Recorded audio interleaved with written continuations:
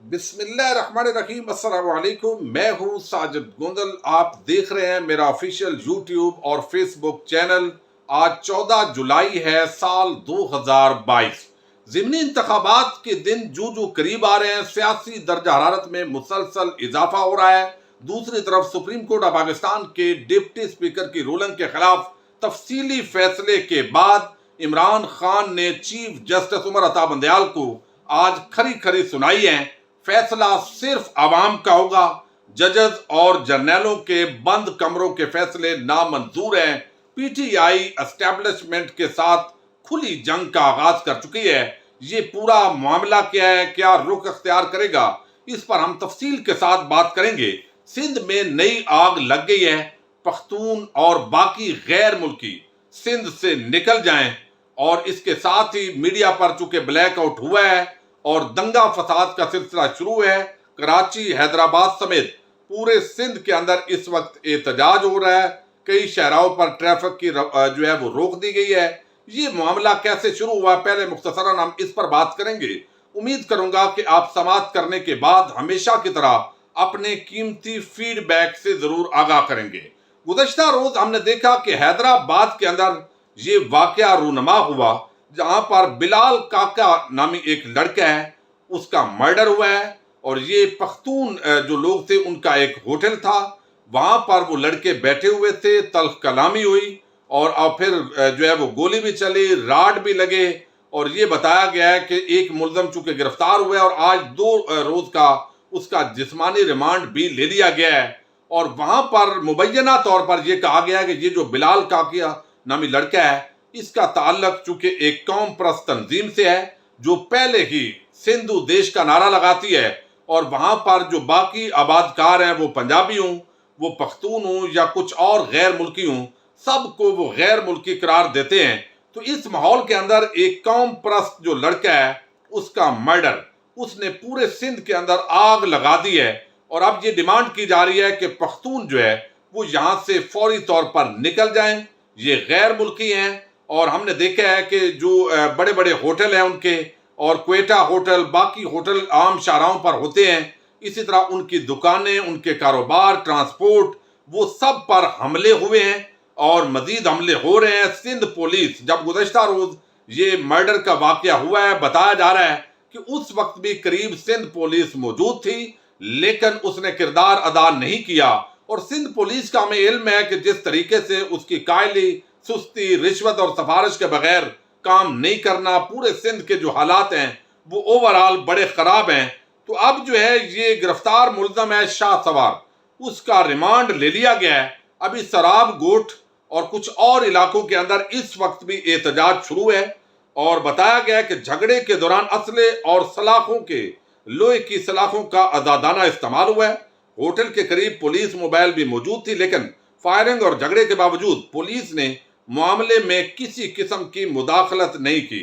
اب یہ جو لواحقین ہیں، انہوں نے دھرنا دے دیا، جو شہرات تھی حیدرآباد کی، اور پھر جو ہے وہ ٹریفک اس کے اندر جو ہے وہ معطل ہوئی ہے، اور پورے سندھ کے اندر جو ہے وہ یہاں کال دی گئی احتجاج کی۔ لیکن ملزمان جو تھے ان کے خلاف دہشت گردی کے دفعات کے تحت اقدام قتل کا مقدمہ درج کیا ہے۔ ایک شخص گرفتار ہوا ہے، اور اب جو ہے جسکم کے جو رہنما ہیں، جی سندھ قومی محاذ، آپ کو علم ہے یہ علیحدگی پسند تنظیم ہے، اور اس کے لوگ جو ہے وہ ڈیمانڈ کر رہے ہیں کہ اندرون سندھ پرتشدد واقعات کی مذمت، سازش روکنے کے لیے قوم پرست دوست کردار ادا کریں۔ قانون نافذ کرنے والے اداروں کی خاموشی انصاف اور قانون کے منہ پر تماچا ہے۔ یہ صوبائی صدر ہیں پشتونخوا ملی عوامی پارٹی کے، انہوں نے یہ ڈیمانڈ کی ہے۔ اور دوسری طرف ایاز لطیف پلیجو، وہ کہتے ہیں عدم تشدد، پرامن احتجاج، قانونی کارروائی، اور آگے پورا سندھ کے وہ انہوں نے دیا ہے۔ 12 FIR داخل ہونے کا انکشاف ہوا ہے۔ یہ جو بلال ہے جس کا مرڈر ہوا ہے، یہ پہلے بھی 12 FIR اس پر درج ہیں۔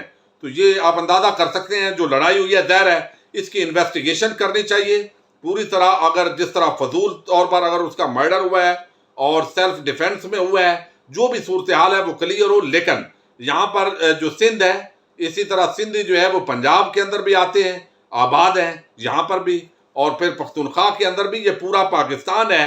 لیکن جتنا سندھیوں کا حق ہے، وہاں پختونخوا کے لوگ بھی اور پنجاب کے لوگوں کا بھی اتنا ہی حق ہے، اسی طرح پنجاب پر اور خیبر پختونخوا پر ان کا بھی حق ہے، لیکن ایک دوسرے کے حقوق کو پامال نہیں کرنا چاہیے۔ لیکن پاکستان کو توڑنے کی باتیں کرنا اور پختونوں کو نکل جائیں، کاروبار ان کے تباہ کرنا، یہ میں سمجھتا ہوں انتہائی قابل مذمت واقعہ ہے، یہ نہیں ہونا چاہیے۔ بہرحال سندھ پولیس کا امتحان ہے کہ وہ اس کو کس طریقے سے انویسٹیگیٹ کرتے ہیں۔ سوراب گوٹ جو ہے وہاں پر بھی ٹریفک کی روانی رک چکی ہے اور مشتعل لوگ جو ہے وہ وہاں پر ہنگامہ آرائی انہوں نے بھی کی ہے، اور سندھ وزیر اعلیٰ جو ہے وہ اس وقت ایکٹیو ہیں، دیکھتے ہیں کیا ہوتا ہے۔ دوسری طرف جو ہے سابق وزیر اعظم عمران خان نے آج ڈیرہ غازی خان کے اندر بھی بہت بڑا جلسہ ہوا ہے، ملتان کے اندر بھی بڑی عوام جو ہے وہاں پر شریک ہوئی ہے۔ اب یہاں پر جو ہے انہوں نے ایک تو بتایا کہ ہم نے دھاندلی نہیں ہونے دینی اور یہ اپنے لوگوں کو بٹھائیں گے، آخر تک پہرا دیں گے، یہ ساری چیزیں جو ہے انہوں نے بیان کی ہیں۔ لیکن جو سپریم کورٹ آف پاکستان کا فیصلہ آیا ہے اس کے اندر انہوں نے بتایا ہے کہ جناب ہمیں آپ قصوروار ٹھہرا رہے ہیں، چیف جسٹس ظاہر ہے انہوں نے سو موٹو ایکشن لینا ہوتا ہے، کارروائی کرنی ہوتی ہے، تو اس پر انہوں نے آج لب کشائی کی ہے اور پہلا سخت رد عمل دیا ہے سابق وزیر اعظم عمران خان نے، اور یہ پوری پاکستانی قوم ان چیزوں کی گواہ ہے۔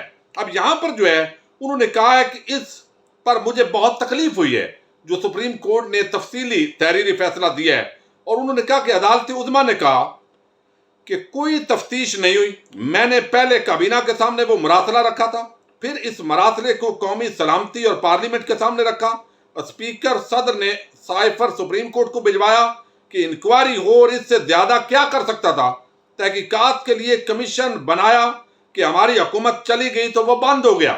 اب یہاں انہوں نے کہا کہ میں عدلیہ سے ہمیشہ ادب سے مخاطب ہوتا ہوں، کیونکہ اچھی عدلیہ کے بغیر ملک میں انصاف نہیں ہوتا۔ وہ کہتے ہیں مضبوط عدلیہ قابل ججز سے بنتی ہے، ہم انصاف کے لیے سپریم کورٹ کی طرف دیکھتے ہیں۔ سپریم کورٹ سے سوال ہے جب صدر نے مراسلہ بھیجا تو کیا آپ کو تفتیش نہیں کرنی چاہیے تھی؟ ایک وزیر اعظم کو دھمکی دے کر ہٹا دیا جاتا ہے اور کچھ نہیں ہوتا۔ چیف جسٹس یہ تو معلوم کراتے کہ ڈونلڈ لو نے کس کو پیغام دیا۔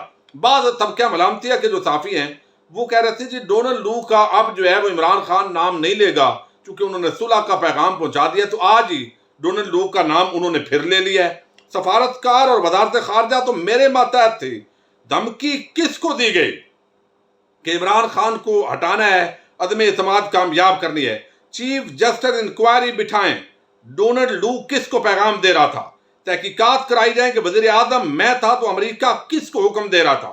الیکشن کمیشن نے بزدلانہ سٹیٹمنٹ دی ہے، چیف الیکشن کمشنر ہفتے میں 3 دن لاہور میں کیوں گزارتے ہیں؟ تم مریم اور حمزہ کے قدموں میں کیوں بیٹھتے ہو؟ اپنی ٹیم لاہور کیوں لے کر جاتے ہو؟ کیا اسلام آباد میں کام نہیں ہو سکتا؟ سکندر سلطان یاد رکھو قوم تمہیں معاف نہیں کرے گی۔ یہ آگے دھاندلی کا پورا معاملہ انہوں نے ڈسکس کیا ہے۔ تو یہاں پر سپریم کورٹ آف پاکستان کے جو چیف جسٹس ہیں انہیں کہا گیا ہے کہ جناب یہ آپ کے سامنے معاملہ آیا، ابھی صدر صاحب نے بھی بھیجا ہوا ہے، آپ وہ مراسلہ دیکھنا ہی نہیں چاہتے اور اس کے بغیر ہی آپ یہ ساری ججمنٹ دے رہے ہیں، تو اس پر مجھے بڑی تکلیف ہوئی ہے۔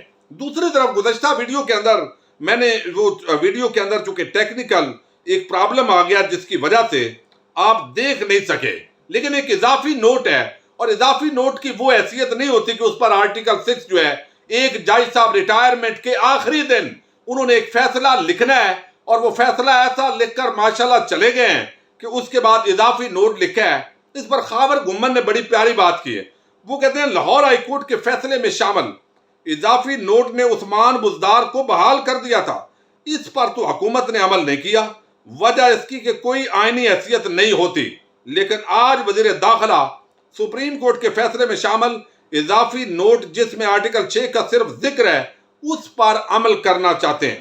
اب جو آج جواب دیا گیا ہے وہ جواب بڑا سخت ہے فواد چودھری صاحب کی طرف سے، انہوں نے ظاہر ہے ایک رائے دی ہے اس سپریم کورٹ کے فیصلے پر، لیکن اس کے اندر جو اسٹیبلشمنٹ کا سیاست کے اندر رول ہے، اور اس وقت ضمنی انتخابات کے اندر جو مسٹر ایکس اور وائی کا مسلسل ذکر آ رہا ہے، اور عمران خان نے بتایا ہے کہ چند دنوں میں آپ کو پتا چلے گا کہ مسٹر ایکس کون تھا، یہ بھی تفصیل آئے گی۔ تو آج فواد چودھری نے کہا کہ اسٹیبلشمنٹ کے منہ جو لو لگا ہے سیاسی فیصلے انہوں نے کرنے، بدقسمتی سے یہ ہماری تاریخ ہے، لیکن اتنے بڑے میڈیا انقلاب کے بعد یہ چیز زیادہ دیر نہیں رہ سکتی۔ پاکستان کی عوام کو فیصلوں کا حق دینا ہوگا۔ یہ نہیں ہو سکتا کہ چند جنرل اور ججز بند کمروں میں فیصلے کرنے شروع کریں، پالیسی فیصلے کریں۔ یہ نہیں ہوگا۔ ظاہر ہے اب وہ چونکہ حکومت میں رہے ہیں، ان کو پتا ہوگا کہ بند کمروں کے اندر کیا ہوتا ہے، کیسے فیصلے ہوتے ہیں، اس کی وضاحت وہ کر سکتے ہیں۔ ایک واقعے پر ججز کا ضمیر جاگ جائے، دوسرے پر سوتا رہے، یہ بڑا سلیکٹو ضمیر ہے۔ 25 مئی کو بچوں عورتوں پر تشدد ہوا لیکن ضمیر سویا رہا۔ کہا گیا سائفر کی انویسٹیگیشن نہیں ہوئی، جبکہ ہم تو کہہ رہے ہیں کہ آپ تحقیقات کریں۔ جو مٹیریل ہم نے فراہم کیا وہ ججز پڑھنے کو تیار نہیں تھے۔ یہ بات انہوں نے کی ہے، اور اس کے ساتھ ہی انہوں نے بتایا ہے کہ جناب پاکستان میں سپریم کورٹ کے فیصلوں کی تاریخ شاندار نہیں رہی۔ سپریم کورٹ ججمنٹ کو کتنی پذیرائی ملے گی یہ بعد میں دیکھا جائے گا۔ ججمنٹ سے پہلے کیا ریمارک سے، وقفے کے بعد اچانک کیا ہو گیا؟ یعنی وقفے کے اندر کچھ لوگوں کا کہنا ہے کہ کچھ عام پیغام دیا گیا تھا۔ اب یہاں پر وزیر قانون تھا تو کھڑے ہو کر بات کی، سائفر پر بات اور تحقیقات نہیں ہوئی۔ اب تو سپریم کورٹ کے سامنے رونا ہی باقی رہ گیا، باقی کیا ہم کر سکتے تھے؟ یہ نہیں ہو سکتا کہ ججز اور جنرل بند کمروں میں فیصلے کرتے رہیں۔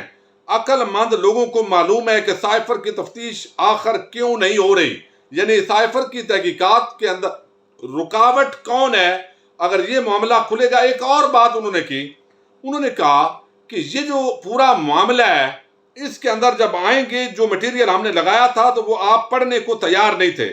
صدر پاکستان نے خط لکھا، پاکستان کی عوام کو فیصلوں کا حق دینا ہوگا، یہ چیزیں زیادہ دیر نہیں رہ سکتی، عوام کو فیصلہ کرنا ہوں گے، مقتدر حلقوں نے یہ فیصلہ کرنا ہے، وہ دیکھ لیں حالات کس طرف جا رہے ہیں۔ آرٹیکل 6 کے کیسز بننا شروع ہوئے تو رسیاں کم پڑ جائیں گی، گلے زیادہ ہوں گے۔ اس میں بھٹو کے کیس کا بھی انہوں نے بتایا ہے، یعنی اس کے اندر جرنیل، ججز، سیاستدان، اپوزیشن، سارے ان کے لیے رسیاں چاہیے ہوں گی اگر آرٹیکل 6 آتا ہے۔ ایسی باتیں نہ کریں ورنہ ہمیں سب کچھ بتانا پڑ جائے گا کہ کیا کیسے ہوا۔ تو یہ ایک بڑی دھمکی امیز لہجہ بھی ہے اور ساری صورتحال کہا جا رہا ہے، دکھ بھی ہے، درد بھی ہے پی ٹی آئی کو، عام پاکستانیوں کو بھی۔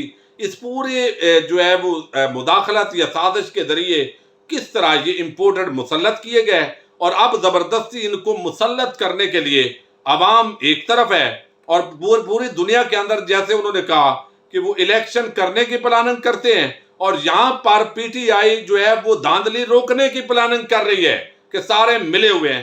تو یہ عجیب صورتحال ہے، سیاسی تلخی میں اضافہ ہو رہا ہے۔